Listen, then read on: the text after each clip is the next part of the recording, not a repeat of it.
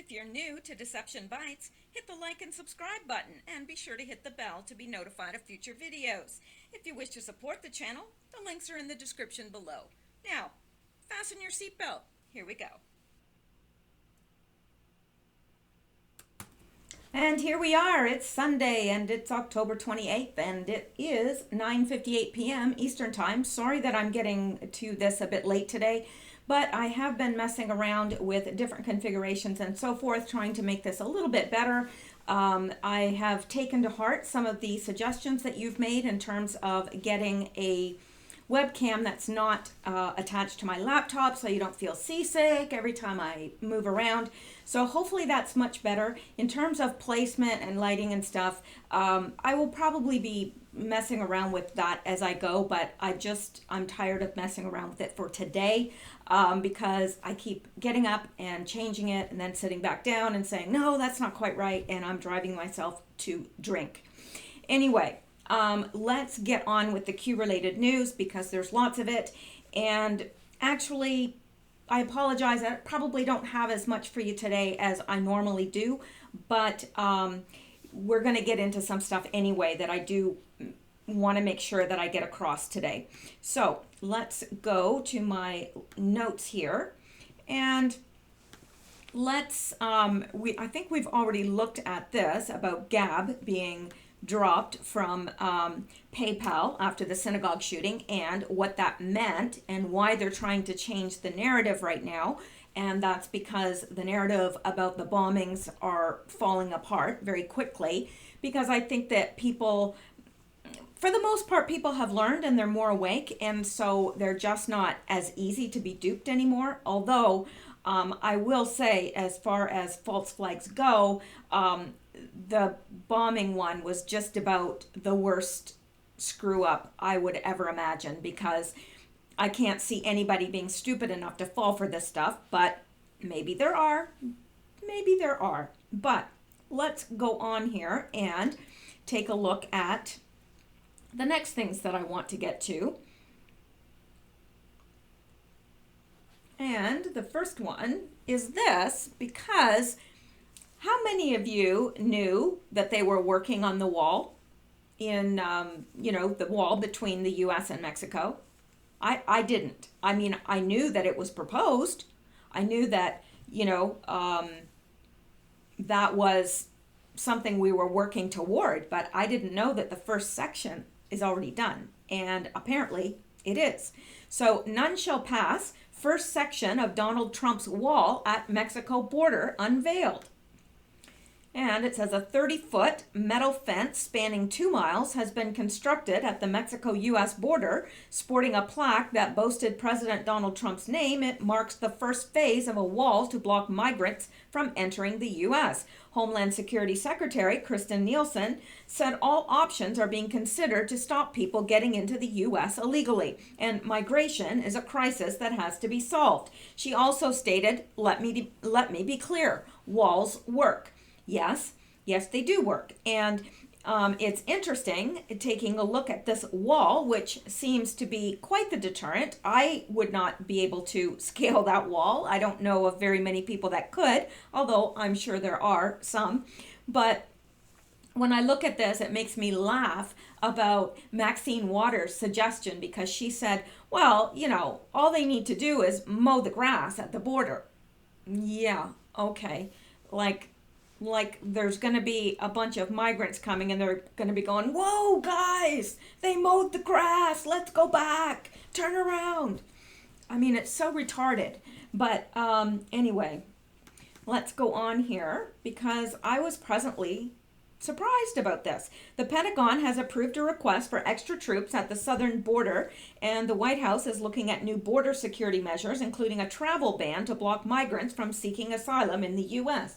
Now, it doesn't matter what he does. He's going to be put down for it. I have been a little bit disheartened in what I've been seeing in the media today, and not just mainstream media, because actually I don't think I've even been out to mainstream media today, but just in looking at Twitter and so forth, I've just seen all these disparaging remarks about Trump and how he is responsible for this violence and so forth. So the Dems are really pushing this new narrative about the shooting at the synagogue. But there's some things too that we need to take note of with that synagogue, and we're going to get to that in a little bit. The Pentagon has approved a request for extra troops. Okay, we talked about that. The president has intensified his focus on immigration as the 6th of November midterm elections get closer, and they are getting very close, and I'm excited. The caravan of migrants is about 1,000 miles away, but dwindling in size. That's not what I heard. I didn't hear that at all. I heard that it's ramping up and that there are more joining them from South America. So I think that this, it may not be in the news right now. They don't want it in the news right now for some reason, but I'm telling you, it's going to pop up once again and rear its ugly head. So Mr. Trump said this week, I called up the military. We're not letting them in. They ought to go back now because we're not. Details about the military operation at the border have been revealed. The Defense Department said the mission is authorized from 30th of October to the 15th of December and will operate in border areas of California, Arizona, and Texas. The Pentagon said the military will be involved in erecting barricades and fencing, and helicopters and planes would be deployed to move Border Patrol personnel, medical teams, and patients. However, troops will not be used to detain immigrants. Any steps the president takes to curtail the rights of migrants to seek asylum are certain to be met with legal challenges. Civil rights attorneys are preparing to litigate as we speak. So this is preparing to be a massive humanitarian crisis. We've got a lot of people now. Mexico has said that they would take these people, that they would offer them asylum, that they would give them jobs and places to live, but they turned that down. They want to be in the United States, and I understand that.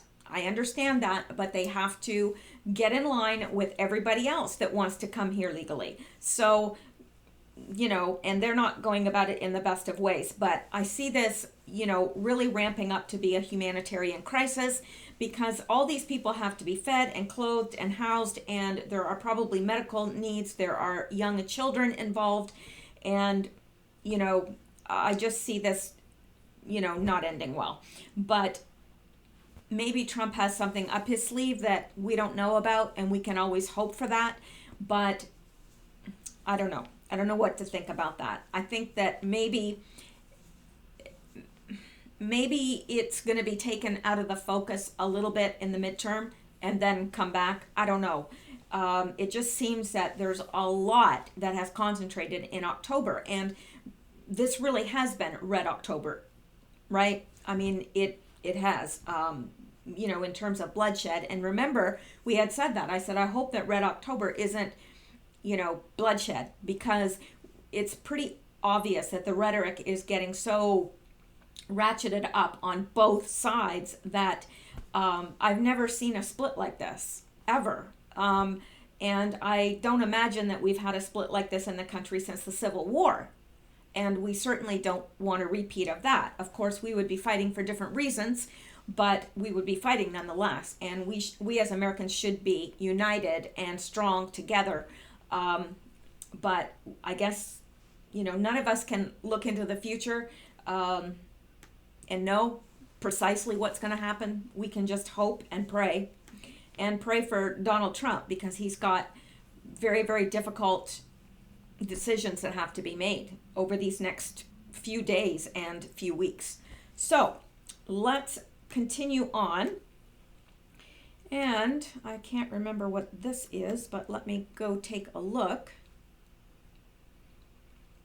As I said, I'm screwed up so much time. I tied up so much time trying to get this right and trying to get this improved that I didn't have as much time to research today, but hopefully I will give you a few good, news tidbits. Okay, illegals, beware. Mattis begins rolling out welcome party for migrant caravan. This is from the Conservative Tribune. President Donald Trump meant it when he said he wasn't going to let the Central American migrant caravan across the United States southern border, and Secretary of Defense James Mattis is making sure the president's promise is kept. Mattis told reporters Sunday in the Czech Republic that barricades and active duty troops are headed to the U.S. border with Mexico in order to stop the over 7,000 migrants who are in Mexico traveling north from entering the United States, according to the Associated Press. Notice how they're dropping the numbers now, because it had gotten up to 12,000. Then I heard that with the caravans that were joining them from the south, the very, very south, not Central America, but South America, that it was swelling up to 40,000. Now it seems that they're reporting that it's back down to 7. I don't believe that. I personally do not believe that. But again, until I hear from somebody that I trust that has boots on the ground there, I don't know what to believe. So there you go. Anyway, the additional troops will provide logistical and other support to the Border Patrol and will bolster the effects of the approximately 2,000 National Guard forces already there. The new forces are expected to provide logistical assistance such as air support and equipment, including vehicles and tents, the AP reported.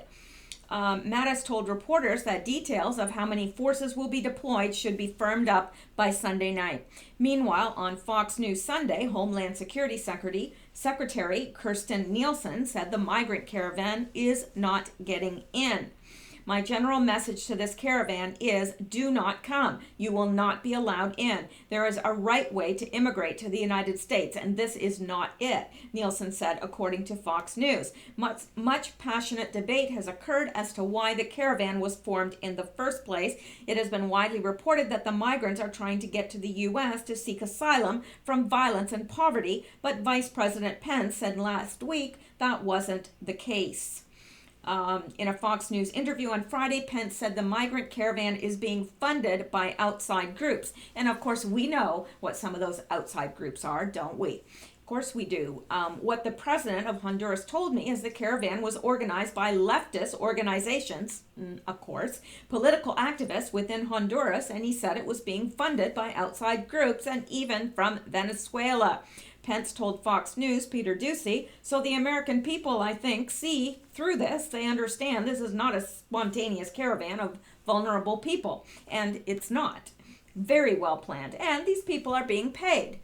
And they're being supplied with places to sleep. And, you know, nobody's going to just strike out on a 2,000-mile journey on feet with children. Nobody's going to do that.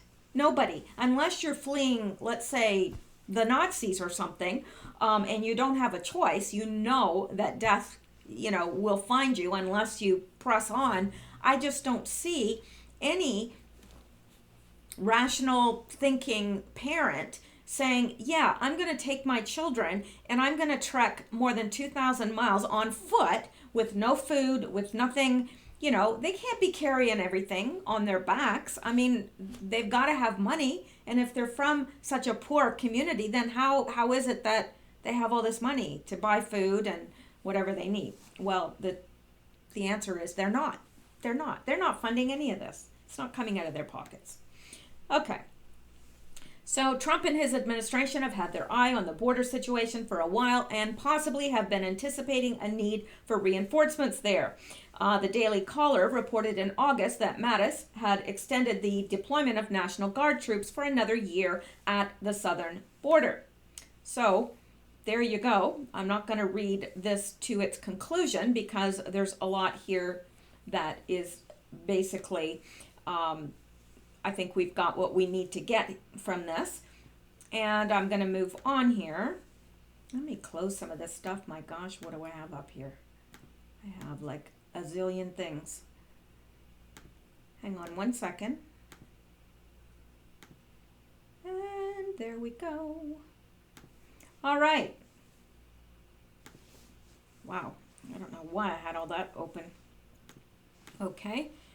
Now, I thought this was very, very heartwarming, to tell you the truth, because we so often are seeing Muslims in a negative light. And Yeah, I tend to have issues with people that want to kill me or cut off my head. I'm funny that way. But, not all Muslims believe that. And so here we have, let me show you here. And hopefully you are seeing my screen, and up here you are seeing my webcam if everything is working correctly. But I did want to, oh gosh, here's some new news. Passenger plane crashes in Indonesia on domestic flight. That must be really new because that had not happened when I looked at this before. Well, let's look at this first. Um, Muslims raise over 50,000 for victims of Pittsburgh synagogue shooting. Now that is wonderful. People visit an impromptu memorial at the Tree of Life Synagogue in Pittsburgh, Pennsylvania, in the wake of gun attack. The Muslim American community has raised more than 50,000 for the victims of the Pittsburgh synagogue shooting that left at least 11 people dead and 6 injured. The Muslims Unite for Pittsburgh Synagogue campaign, hosted by the Muslim crowdfunding site Launch Good, aimed to raise funds to support the shooting victims with funeral expenses and medical bills.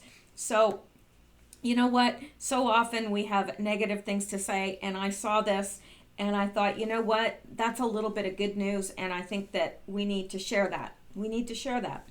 And here is something from someone's face or Twitter saying, Muslims, let's stand with our Jewish cousins against hate, bigotry, and violence. That is right on. That just gave me chills. Muslims, let's stand with our Jewish cousins against this senseless anti-Semitic murder. Guided by our faith, celebrate mercy and power. Change. Ask your respond to evil with good. So basically, they're saying we're asking you to respond to this evil with good. Donate now to help shooting victims with funeral expenses and medical bills. Muslims Unite for Pittsburgh Synagogue. So that is just a little bit of good news that I think we all kind of need about now. Now, let's go up and let's just hit on this about this passenger plane going down. Makes me wonder who was on it. Now, of course, not every plane that crashes is a conspiracy, but what did Q say? It was 4 out of 5 plane crashes are not accidents. Passenger plane crashes in Indonesia on domestic flight. An aircraft operated by the Indonesian low-cost airline Lion Air has crashed shortly after takeoff from Jakarta, it has been reported, and that's all we have at this point on that. So that's something that after I'm finished here that I will go and look at and see maybe if there is a manifest yet, a passenger manifest. So we can look and see exactly who was on it. Chances are it was no one, but it just seems that more and more as things happen, they're connected. It's actually alarming to me how connected everything is. So anyway, let's get out of there and go back to where we were. And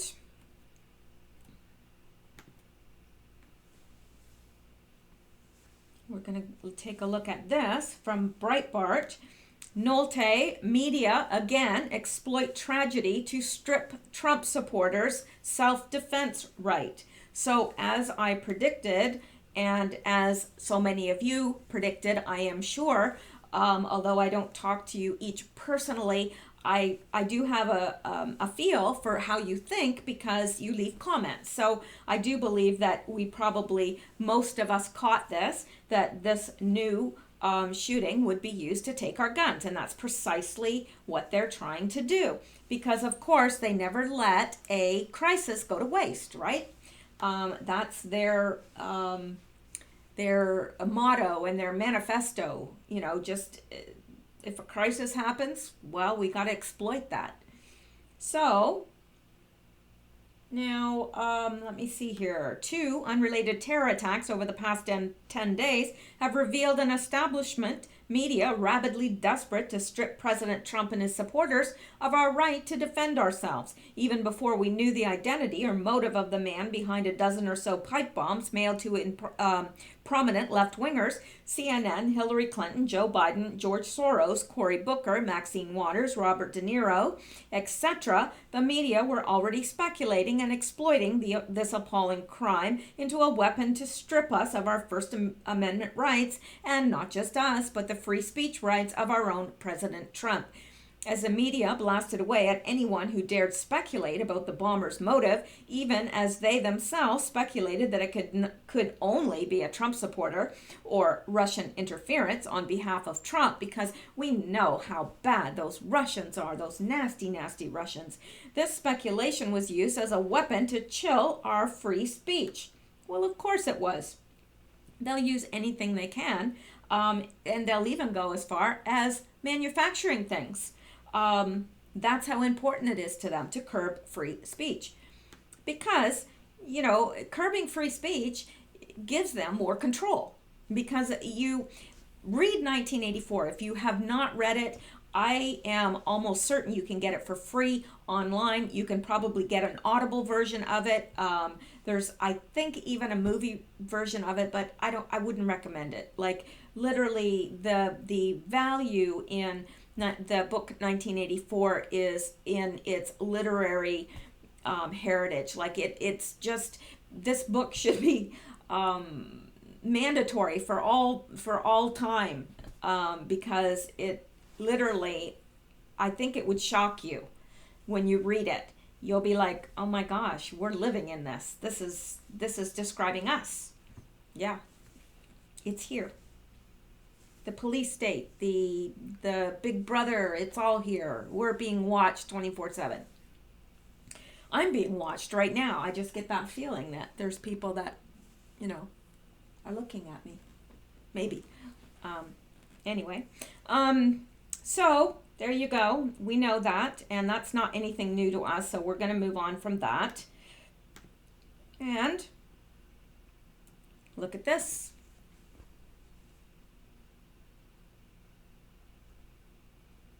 More independent media to be shut down prior to 2020 U.S. presidential election? Well, I certainly hope not. What else can they shut down? Well, I shouldn't even say that, because when you say, oh, it couldn't get any worse, and then it does, well, it can always be worse. All right, and I like the picture that goes on this. In fact, I may have to save that. Save images. Hang on here. Alrighty, and the facts. The massive campaign to label credible media sources as fake news has been happening for a while. More social media pages are being deleted as a result of this campaign. Expect to see many more before the 2020 election. Reflect on, why should an authority figure have to decide what is real and what's not? Are we not capable of reading and examining sources and deciding for ourselves what's plausible? What is going on here, and how is it possible that any justification exists? Well, they don't need a justification. They own it all. They own it all. They don't need justification. But their justification is that they agree with the ideology of the left. They agree with socialism. That's what we're moving towards at an alarming pace. And it's only Trump they see as standing in their way. And that's a pretty accurate assessment. The very word secrecy is repugnant in a free and open society, and we are, as a people, inherently and historically opposed to secret societies, to secret oaths, and to secret proceedings. We decided long ago that the dangers of excessive and unwarranted concealment of pertinent facts far outweighed the dangers which are cited to justify it. Even today, there is little value in opposing the threat of a closed society by imitating its arbitrary restrictions. Even today, there is little value in ensuring the survival of our nation if our traditions do not survive with it. and there is very grave danger that an announced need for increased security will be seized upon by those anxious to expand its meaning to the very limits of official censorship and concealment. That is from the famous speech by JFK. If you haven't already heard, Facebook has completely shut down hundreds, if not thousands, of independent media pages over the last year. Some of the biggest pages include the Free Thought Project and the Anti-Media, with millions of followers each and years of sourced journalism. These pages, among others, became targets a long time ago. Working directly in the field behind the scenes, I can tell you that all of us have been aware of the censorship initiative for a long time because it started approximately 3 years ago now. The complete deletion of multiple pages kicked off by popular media figure Alex Jones was followed by a massive campaign of fake news awareness. One thing we need to remember here is this isn't about Democrats versus Republicans. It's about the elite preserving their control, and at the moment they are using the DNC as their mouthpiece for that. They sure are. Thus, anything that slandered Hillary Clinton during the presidential campaign, for example, was labeled as fake news, even if evidence and credible sources were used. This is because she is part of that elite, obviously, or she would be in prison for a very, very long time for the countless murders she has committed. This is cyber false flagging at its finest, where authority figures at Facebook and within government agencies decide for the people what is real and what is not. These tactics are complemented by a large mainstream media campaign that created awareness about fake news. Monkey see, monkey do. Many believed what media and social media did that election and still now, and take on the opinion that people cannot just say what they want on the internet. This has some validity, but ultimately the fact that Facebook pages with credibility were deleted makes it clear what's going on here. These pages presented declassified documents, information about corporations and mainstream media, whistleblower testimony, and more. Yet still, they were deleted. The population should be able to examine a source of information and determine for themselves if it's credible, not have an authority figure do it for them. We don't need fact checkers. We ourselves should be those fact checkers. We have a responsibility to our planet to be those fact checkers, and not let authority figures with a tremendous amount of power, wealth, and conflicts of interest do it for us.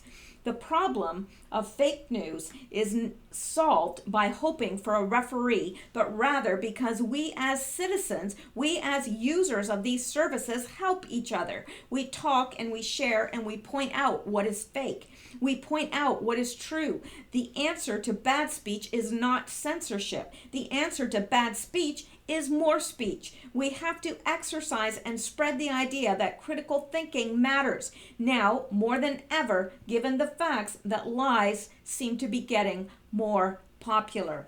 And that, my friends, was from Edward Snowden.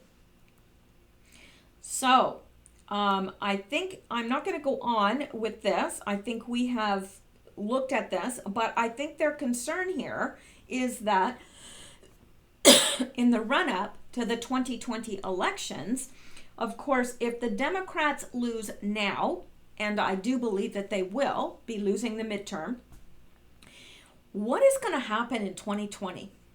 Really? Like, this is what they're willing, these are the stops they're willing to pull out for midterms. So what's going to happen in 2020? They're sure not going to want him in for another 4 years. So, anyway, that's a concern. It's a big concern. All right. Now, I like this. I don't like this. Let me preface this by saying I find James Wood, he catches things that are wonderful in terms of getting awareness to this. But so in that way, this is a good catch. But it's disturbing because look at this. And James says, this is genuinely disturbing. A March 18th photo from San Francisco's anarchist book fair in which leftists encouraged children to bomb police cars with Molotov cocktails. So here they are. It's kind of like pin the tail on the donkey, except it's pin the Molotov cocktail on the cop car. When would that ever be appropriate?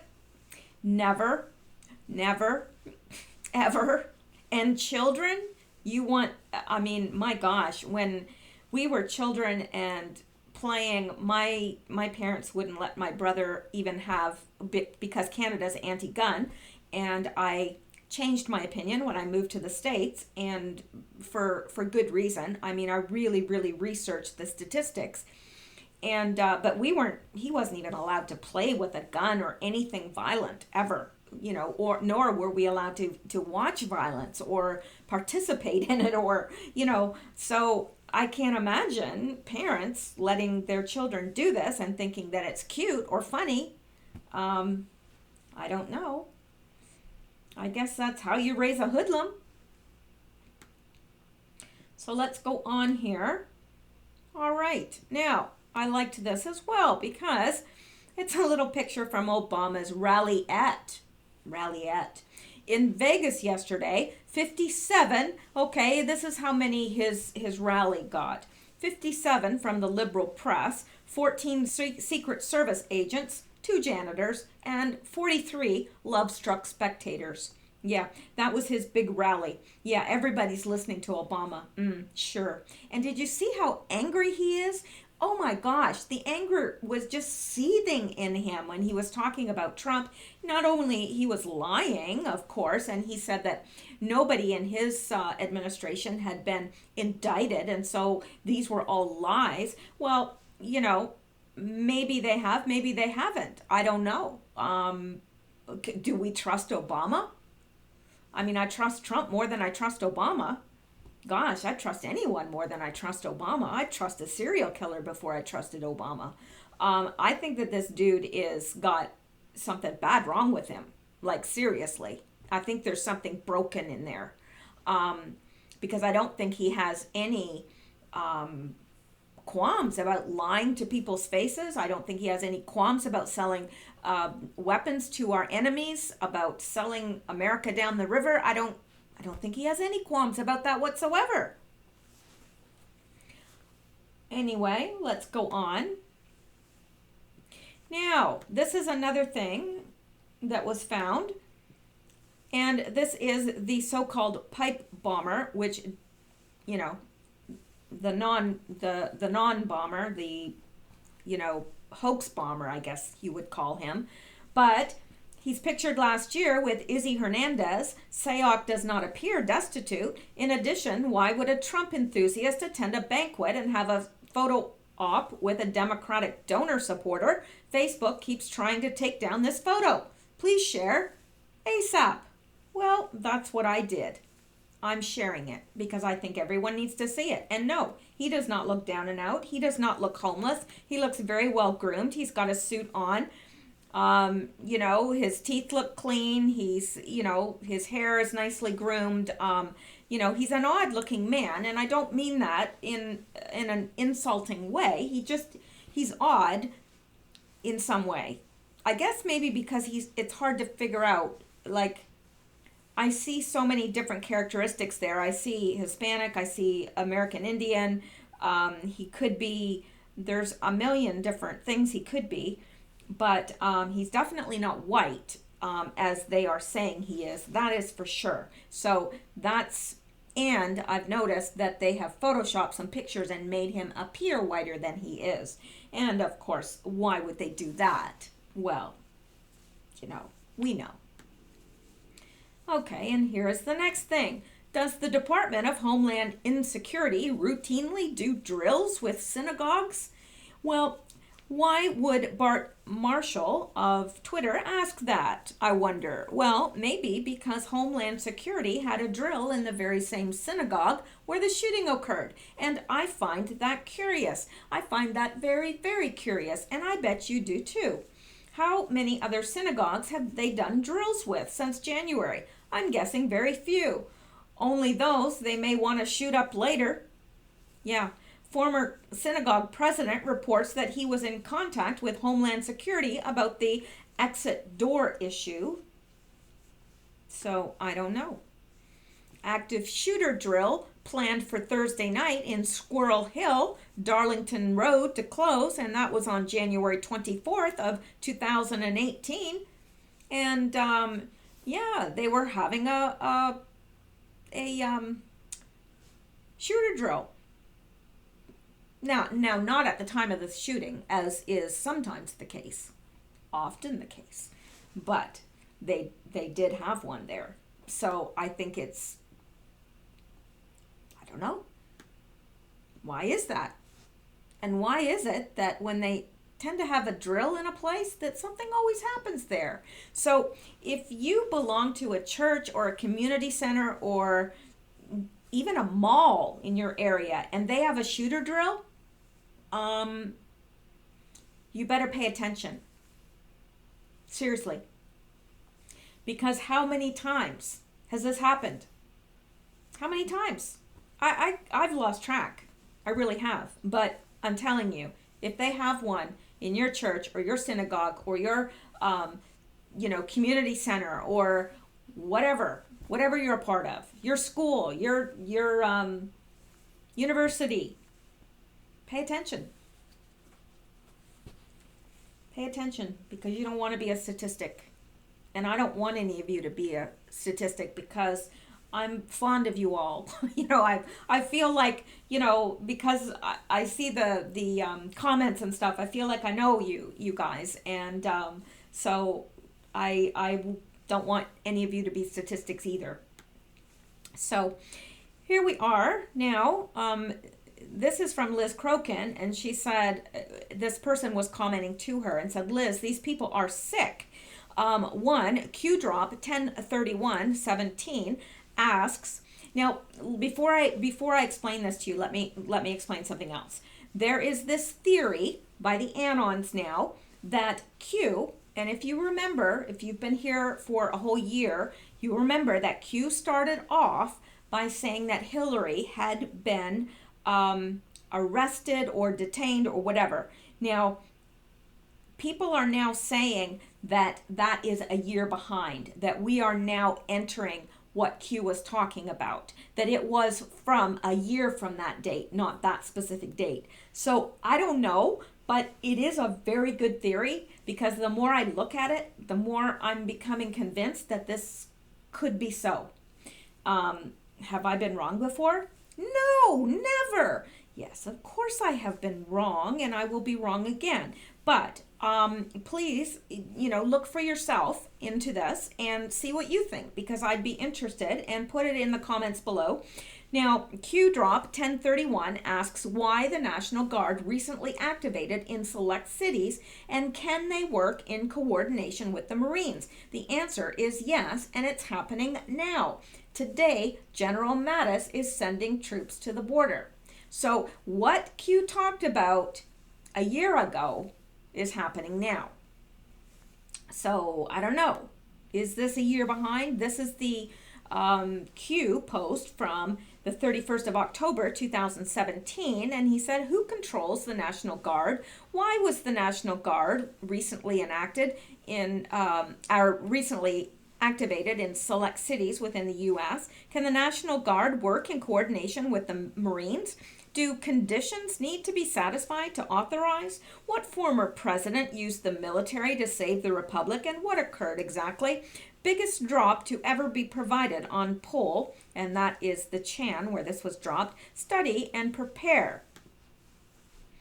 And I think that is what we've done for the most part, is we have studied and prepared, because we know that something is going on in this country. And so far, Q has provided some answers for us, a lot of answers that we wouldn't have had otherwise. So we wouldn't have known the depth of the evil, and we wouldn't have known the depth of the crimes that these people have committed were it not for Q. Now, is Q coming back? Well, I sure hope so. I don't know that for sure, but I would hope so. And if he isn't, then I think that there will be direction as to moving forward. That's what I believe. So I don't really know how to explain what I mean by that, but I do believe that if Q does not return, and I have every reason to believe he will. But if not, I think we will know. There'll be enough happening around us that we'll know which way forward. So now I looked at this a while back, but I'm going to visit it again. Okay, and I'll tell you why. And then we're going to close because these are my last points that I want to make in this video anyway. I have had it from several people that are connected to this in some way, whether, how do I say this? Okay, I've got some tips from a couple people now that really should know what they're talking about. Now, whether they do or not, I don't know. I'm just the messenger. But they have said that they believe that George Soros is dead. Now, I don't know. I have no idea about that. But I do know that Putin, at one time, had an international arrest warrant for him. Now, that was back in 2014, so I can't see that as being a valid thing. But also, when I was looking into this, because I thought, is he really, the way it was put was he hasn't been breathing for a while. So I don't know. And that's the way one person put it, and another person just came out and said he's not with us anymore. I don't know. I don't know that, and I don't think any of us will know that unless it comes out in the news somewhere. But I did find this interesting, and I'm going to end on this point tonight. And I'm getting ready. Probably tomorrow's going to be a busy news day, I'm thinking. Okay, now I don't know how to pronounce her last name, but dead body of Lara Prychoko, who worked for George Soros, found in Huma Abedin and Anthony Weiner's garbage chute. Now, we've never heard any more of this. That was a while back. They found her body in there, in the where Anthony Weiner and Huma Abedin. Now, of course, Anthony Weiner is in prison, and so at their home, though, a dead body was found in their garbage chute, which is odd. And she worked for George Soros. A little odd, don't you think?